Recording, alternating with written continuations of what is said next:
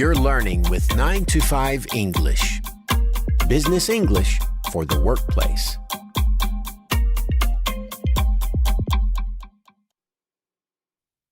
Hi, Tim here with another 9 to 5 English lesson. In today's lesson, we're going to learn how to talk about abilities. There are lots of opportunities at work to talk about your abilities. And I don't just mean job interviews. That's an obvious one. But there's also work planning, project meetings, and just discussing who should do what on a daily basis. I mean, you're not going to ask the person who doesn't have the ability to type to prepare that big report, right? The simplest way to talk about basic abilities is using the words can and be able to. So, you might say, I can type 60 words a minute, or I am able to type 60 words a minute. It's that simple. How about a bit of practice talking about basic abilities? Let's try some examples. Listen to each sentence, then repeat it for yourself. Ready? Let's get started. I can use the full Microsoft Office suite.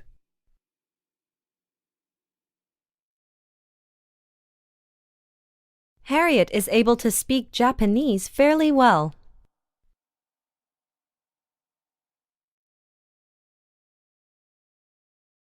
I'm pretty good at presentations and public speaking.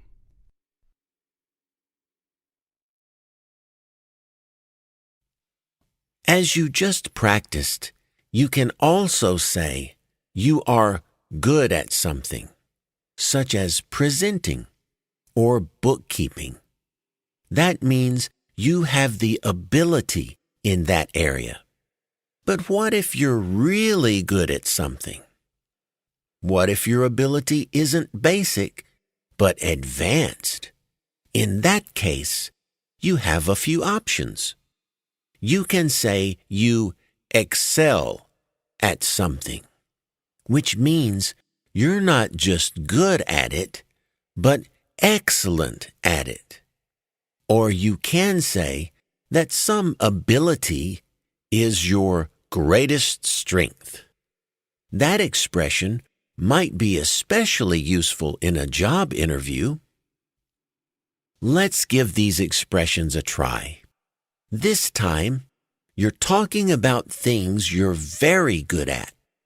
Once again, you're going to repeat the examples after you hear them. I really excel at website design.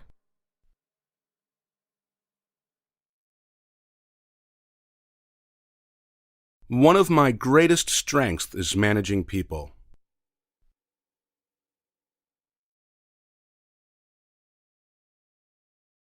I'm really confident in my sales abilities.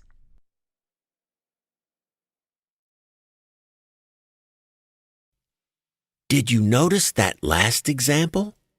If you say you're confident in some ability, it means you think you're very good at it. Confidence is important, so don't be afraid to express it. But being confident doesn't mean saying you can do everything. There are some abilities you don't have. And how can we talk about things we can't do? Well, that word can't is one way. It's just the opposite of can. And the opposite of be able to is unable to. Let's try these opposite expressions to talk about things you cannot do. I can't understand this new software.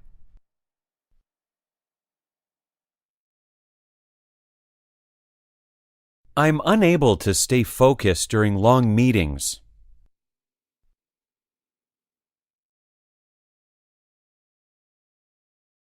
I'm not very good at presentations.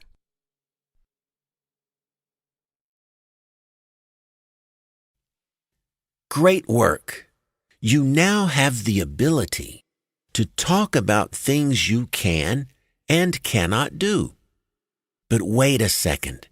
How can we talk about past abilities?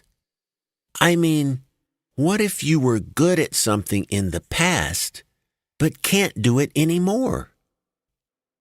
The simplest way to talk about a past ability is with the word could, which is the past of can.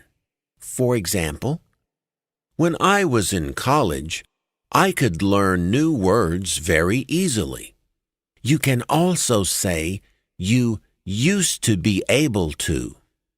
That used to expression is for something that you did in the past, but not now. How about a little practice for talking about past abilities? Repeat the examples after you hear them. When I lived in Spain, I could speak Spanish fluently.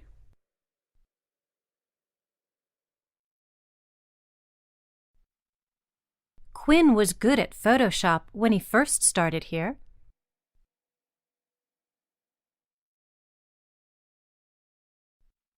I used to be able to work 60 hours a week, but not anymore.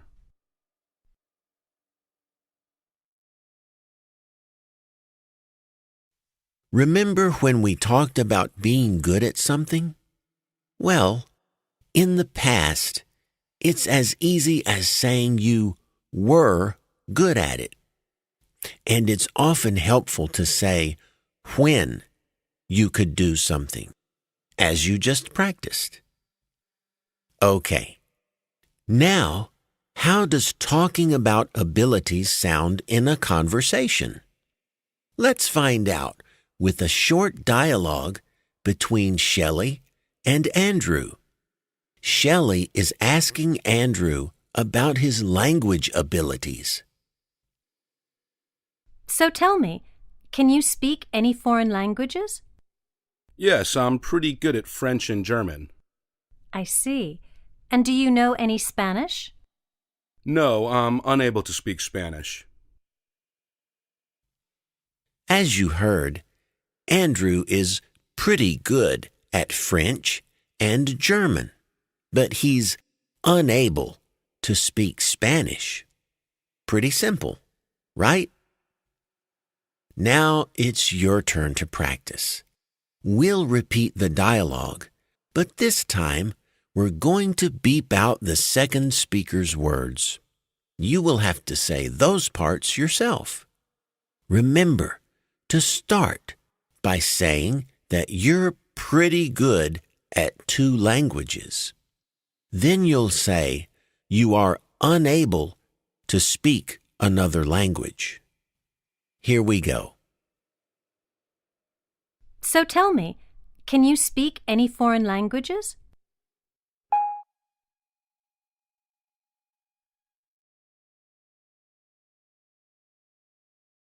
I see. And do you know any Spanish?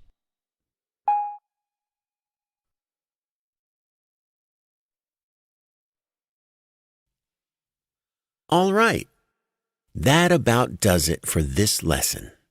We've learned some great ways to talk about things you can or cannot do. Tune in next time when you'll learn how to ask for and give advice.